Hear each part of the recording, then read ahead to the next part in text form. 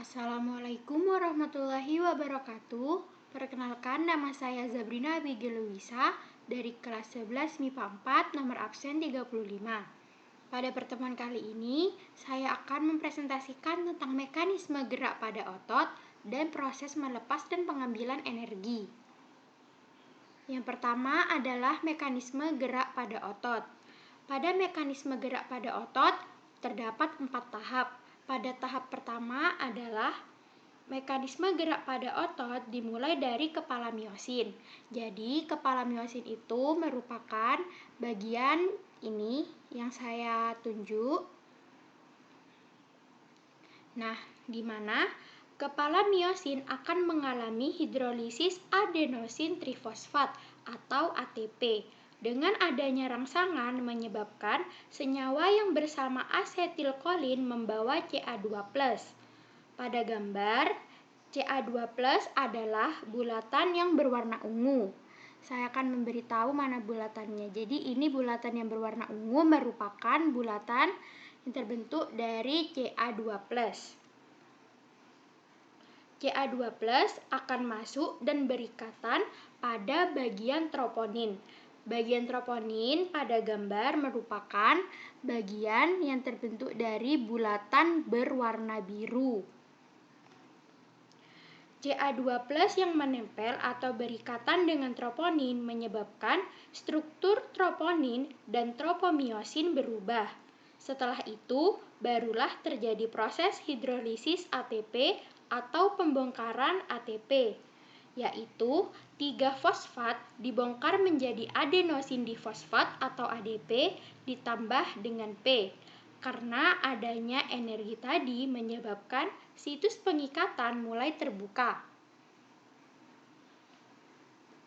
Pada tahap kedua, kepala miosin akan bergerak berikatan dengan aktin karena situs pengikatannya mulai terbuka. Mengapa dapat terbuka? Karena adanya rangsangan dari Ca2+ dan struktur aktinnya berubah. Kepala miosin menempel pada bagian situs aktin. Pada gambar, kepala miosin telah berikatan dengan aktin yang sudah diikat. Apabila sudah diikat, mereka akan berikatan dan bergerak ke bagian tengah sarkomer. Seperti halnya mendekat dari bagian kanan ke kiri yang semakin mendekat ke tengah. Jika berkontraksi, berarti mengalami pendekatan otot, di mana pada tahap kedua ini disebut dengan tahap kontraksi. Pada tahap ketiga, fosfat akan terlepas dari kepala miosin. Hal tersebut menyebabkan lepasnya energi di kepala miosin yang membuat miosin mendorong aktin. Hal ini menyebabkan dinding sarkomer menyempit.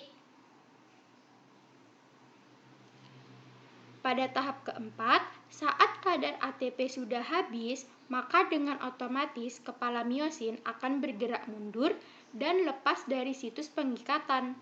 Maka dari itu, tahap ini disebut tahap relaksasi.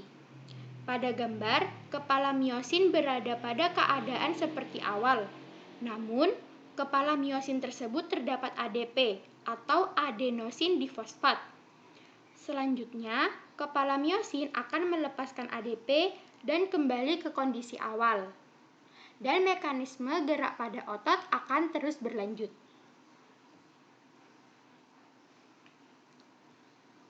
Yang kedua, saya akan membahas mengenai proses melepas dan pengambilan energi. Pada miofibril, selama kontraksi, kadar adenosin difosfat atau ADP sangat tinggi yang mendukung resintesis adenosin trifosfat atau ATP, di mana kreatin fosfat akan terurai menjadi kreatin dan memberikan fosfat organiknya untuk membentuk ATP. Proses tersebut tidak memerlukan oksigen, sehingga disebut fase anaerob. Hal ini dilakukan oleh enzim kreatin fosfat kinasi, di mana dapat dilihat ATP atau adenosin trifosfat terurai menjadi ADP, adenosin difosfat, ditambah fosfat, ditambah energi. dan adenosin difosfat akan terurai menjadi adenosin monofosfat ditambah fosfat ditambah energi. Sekian dari saya, apabila ada kesalahan mohon dimaafkan, kurang lebihnya mohon maaf. Wassalamualaikum warahmatullahi wabarakatuh.